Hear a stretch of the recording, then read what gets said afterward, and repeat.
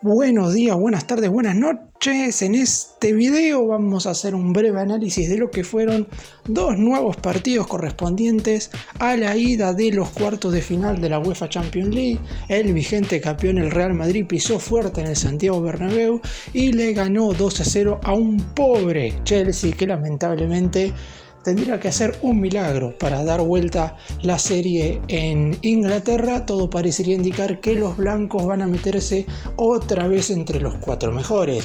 Y por otro lado, en el choque de equipos italianos, el del Napoli contra Milan, disputado en el San Siro, el conjunto rojinegro se impuso por 1-0. Un Milan que no brilla, que no se destaca tanto, pero que hasta este momento en las fases eliminatorias de Champions League ha jugado 3 partidos, 2 con el Tottenham y este con el Napoli, y ha mantenido la valla invicta en los 3 cotejos. En esta oportunidad pudo ganar 1-0 en este encuentro de ida y según los resultados de los primeros cotejos podemos llegar a imaginar un clásico de Milán en las semifinales. ¡Empecemos!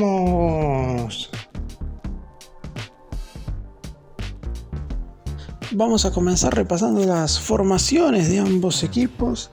La de el Real Madrid, Ancelotti no hizo absolutamente nada extraño. Es cierto que durante toda la temporada no ha sido mucho el tiempo en el cual hemos visto a Toni Kroos jugando de mediocampista central, pero teniendo en cuenta lo bien que le salió, sobre todo en el compromiso jugando en el Camp Nou contra Barcelona, cotejo el cual el conjunto merengue ganó por 4-0, ha decidido repetirlo. Después está claro, en el lateral izquierdo el hecho de que siga jugando Camavinga tiene que ver más que nada con que no ha logrado encontrar un reemplazante para Mendy ni en Álava, tirado por ese sector, ni tampoco en Nacho, a quien, si bien es cierto consideran un polifuncional, juega más que nada en los sectores derechos de la defensa. El 11 del conjunto español: Thibaut Courtois en el arco, Daniel Carvajal, Eder Militao, David Álava y Eduardo Camavinga, los 4 defensores.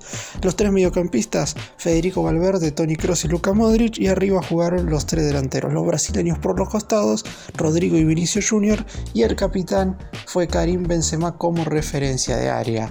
Por el lado del Chelsea, con Frank Lampard como entrenador interino hasta el final de la temporada luego del despido de Graham Potter, tenía que armar el mejor 11 posible, y para intentar salir a lo seguro decidió empezar con una línea de 5 defensores que obviamente después durante el partido se fue rompiendo de a poco. Lo positivo volvió a contar con N'Golo Kanté para un encuentro en el ámbito internacional.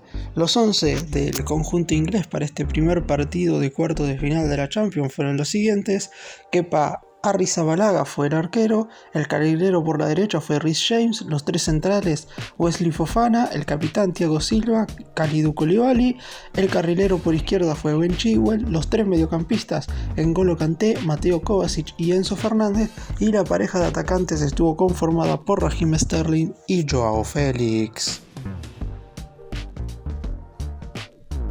En cuanto a las acciones del partido, el conjunto merengue fue muy superior durante los 95 minutos que duró el partido al conjunto inglés. En ningún momento el elenco dirigido ahora por Frank Lampard pudo hacerse cargo de la pelota, en ningún momento pudo inquietar a Thibaut Courtois, y es por eso que hasta te diría que la victoria terminó quedándose un poco corta. La realidad es que el Real Madrid obtuvo un muy buen resultado, y salvo que el Chelsea haga un encuentro verdaderamente espectacular en el Stamford Bridge, veo prácticamente imposible que pueda meterse entre los 4 mejores. Es decir, prácticamente tenemos una semifinal, no voy a decir asegurada, pero más o menos lo mismo sucedió con el Manchester City y el Bayern de Múnich. Salvo una debacle de los dirigidos por Guardiola, es muy difícil que el conjunto alemán pueda dar vuelta a la serie en el Allianz Arena, por lo que las semifinales de esta edición de Champions se repetirían en relación a las de la temporada exterior. El Manchester City enfrentaría al Real Madrid. Pero volviendo a este partido, la apertura del marcador llegaría alrededor de los 20 minutos del primer tiempo, luego de un muy buen pase por elevación a Vinicius. El brasileño remata, tapa muy bien Kepa Arrizabalaga, pero el rebote queda a merced de nada más y nada menos que Karim Benzema. que está teniendo un mes de abril verdaderamente fantástico. 3 tantos ante el Valladolid en la goleada 6-0, 3 goles en el triunfo 4-0 sobre el Barcelona en el Camp Nou y ahora un tanto en este primer partido correspondiente a los cuartos de final de la Liga de Campeones de la UEFA. Está en un nivel muy pero muy bueno después de haber tenido un bajón en los primeros meses de este 2023, pero es más o menos lo mismo que le pasó al Real Madrid. El conjunto dirigido por Ancelotti en las últimas temporadas siempre ha pasado por estos bajones de rendimiento tanto colectivo como individual que quizás no le permiten tener una temporada perfecta. Por eso mismo en la Liga Española se encuentra muy lejos del conjunto dirigido por Xavi. Sin embargo, en la Champions depende absolutamente de sí mismo y es el máximo candidato a ganarla, por lo menos a mi entender, por la experiencia que tienen los futbolistas y además porque cuando tienen que aparecer normalmente dan un salto de calidad que le permiten al equipo en general funcionar bien tanto colectiva como individualmente a cada una de las figuras. En el segundo tiempo fue absolutamente todo del equipo anfitrión que llegaría al segundo tanto por obra de Marco Asensio. Nuevamente el DT acertó con el movimiento del banco de suplentes y luego de una jugada en la cual se combinan dos cosas: el muy buen saque por debajo del Real Madrid, primero por obra de Luka Modric, posteriormente el desmarque de Asensio y la gran definición de zurda al palo derecho abajo de Kepa, y también está incluida la distracción total de los futbolistas del Chelsea, que estaban todos metiéndose dentro del área, hablando, intentando cómo reunirse para marcar esa jugada de balón parado, pero nadie se puso encima de Asensio como para poder obstaculizarle el tiro. Por eso mismo el 2-0 justo y merecido para el Real Madrid.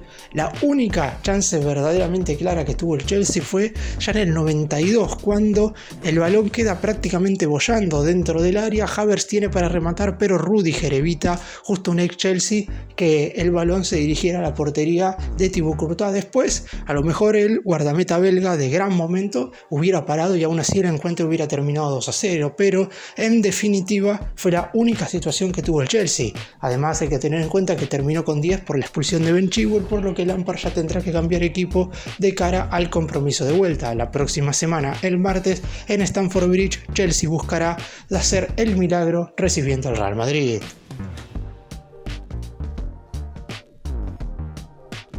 Y en cuanto al otro partido de cuartos de final, repasamos las formaciones de un choque el cual enfrentaba a dos equipos del mismo país, la única serie de estos cuartos de final en la cual dos conjuntos de una misma nación se veían las caras. Por el lado del Milan salió con un 4-2-3-1 con Mike Maignan en el arco. Los cuatro defensores fueron David Calabria, el capitán del equipo, como lateral por la derecha, Simón Kjaer y Fikayo Tomori los centrales y Theo Hernández, el lateral por la izquierda. El centro del campo de juego se lo repartieron entre Rade Krunic y Sandro Tonali. Más adelante, una línea de 3 futbolistas un tanto más ofensivos, por los costados Brahim Díaz y Rafael Leao, por el centro Ismael Bennacer y el centro delantero y referencia de área fue Olivier Giroud. Por el lado del Napoli, el 4-3-3 característico que lo acompañó durante toda la temporada, con la ausencia de Víctor Osimhen. Además tampoco estuvo el delantero suplente Giovanni Simeone, por lo que el entrenador Luciano Spalletti tuvo que improvisar un poco en la zona de ataque. Sin embargo, después el resto de los futbolistas sí son los que normalmente juegan desde el inicio.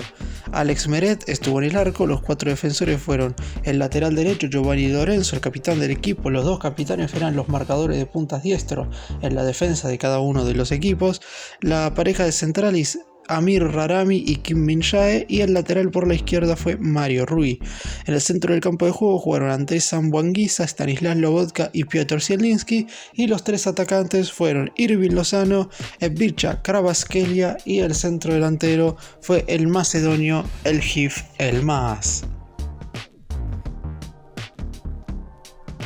En cuanto al análisis de este partido, el Milan es un equipo que, como dije al principio, no brilla, no se destaca tanto por sus individualidades. De hecho, ninguno de sus jugadores está llamado a ser de los mejores del planeta, más allá de que Olivier Giroud es un delantero fantástico, de que Rafael Leao es uno de los grandes proyectos a futuro de la selección portuguesa, y de que Mike Maignan, el guardameta francés, verdaderamente tuvo un encuentro fenomenal. A pesar de todo esto, que sería lo positivo, el bloque sólido del Milan le permite que no reciba tantas situaciones de gol, y eso obviamente evita la posibilidad de que pueda recibir tantos. La realidad es que achica el margen de error lo más posible, que provoca, como dije, que sea un equipo quizás un tanto deslucido, pero que le sirve sobre todo para estos encuentros donde jugás primero de local y después de visitante tenés que sí o sí ir con un resultado positivo. Y en esta oportunidad se enfrentaba a un equipo que está haciendo de lo mejor de la temporada, que está teniendo sus bajones totalmente lógicos porque el Napoli está a tan solo un paso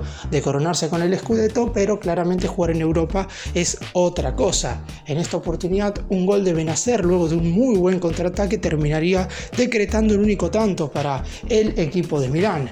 Por el lado del Napoli, sin Víctor Osimhen lesionado y sin su suplente natural Giovanni Simeone, salió a tratar de buscar por lo menos un buen resultado que lo deje bien parado para el encuentro de vuelta que se jugará dentro de 6 días en el estadio Diego Armando Maradona. En general, si bien es cierto que el Milan, como vengo diciendo, no fue enormemente superior, su triunfo terminó siendo lógico y merecido, sobre todo porque logró neutralizar a un equipo como el Napoli, que no contó con sus 2 máximos goleadores, pero que aún así el resto de los futbolistas que normalmente son titulares estuvieron desde el arranque, por lo que todo lo que tiene que ver con el desarrollo del juego, con el movimiento del balón, con la presión y la recuperación rápida que ha tenido el conjunto dirigido por Luciano Spalletti durante toda la temporada, podía hacerlo normalmente. Sin embargo, el bloque, como dije recién, del Milan lo impidió y por eso el equipo dirigido por Stefano Pioli se llevó un enorme triunfo. Tercer partido consecutivo en Champions en el cual mantienen la portería a 0, y esto es algo clave a la hora de los compromisos ida y vuelta. Recordemos que en la otra llave por este lado del cuadro el Inter le ganó 2-0 en condición de visitante a Benfica en el partido de ida, por lo que si nos guiamos por los encuentros que se disputaron en primera instancia esta semana, Inter y Milan deberían estar enfrentándose en semifinales, algo que seguramente paralizará a todo el norte de Italia, y vamos a tener a un finalista que a lo mejor era impensado en un principio en esta temporada, porque del otro lado, como dije antes, tendríamos una semifinal un tanto lógica. Real Madrid y Manchester City son los 2 equipos más poderosos de sus respectivos países y por eso mismo no tendría ningún inconveniente en que esa sea una semifinal. Sin embargo, antes de iniciar esta edición de la Champions, nadie daba al Inter o al Milan como semifinalista. Inclusive si el que llega a meterse entre los 4 mejores es el Napoli, tampoco alguien podía hacer futurología y decir que el conjunto dirigido por Luciano Spalletti iba a meterse entre los 4 mejores. Después, viendo su rendimiento casi espectacular en la liga italiana, podía ser algo más lógico. Pero en cuanto a este partido, el Milan terminó dominándolo bien. El Napoli no tuvo ese empuje ofensivo necesario como para por lo menos igualar el resultado. Entiendo que tampoco querían quedarse muy desguardecidos en la zona defensiva, teniendo en cuenta que el único tanto del partido llegó producto de un contragolpe y un 0-2 en contra. Así hubiera sido difícil de contrarrestar en la vuelta. Por eso mismo el resultado terminó siendo mínimo, pero justo para el equipo de Milán. Por si alguno no lo recuerda, este es el cuadro de la edición 2022-2023 de la UEFA Champions League, partiendo desde los cuartos de final.